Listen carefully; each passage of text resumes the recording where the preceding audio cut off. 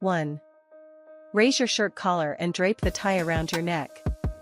Position the wide end at the length you'd like it ultimately to be, as you will primarily use the narrow end for tying.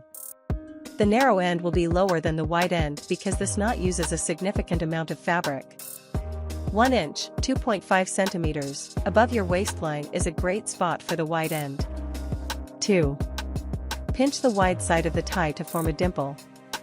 While pinching is not essential, it does make working with the narrow end easier without the fabric bunching up. The area you should pinch is somewhere between your shirt's first and second buttons. 3. Cross the narrow end over the wide end. Make the cross distinct so you don't accidentally mistake one end for the other. Then, bring the thin end up through the neck opening and down toward the right side. 4. Cross the thin end under the wide end and bring it to the other side of your tie.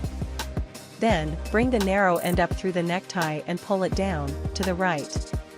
At this point, there should be a V or heart-shaped loop around your neck. 5. Move the narrow end across the V-shaped loop. Bring the narrow end up through the neck loop and pull it through the loop.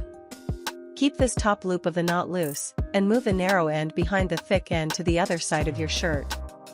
6. Lift the narrow end up through the loop one more time. Adjust the loose loop for tightness until it is secure.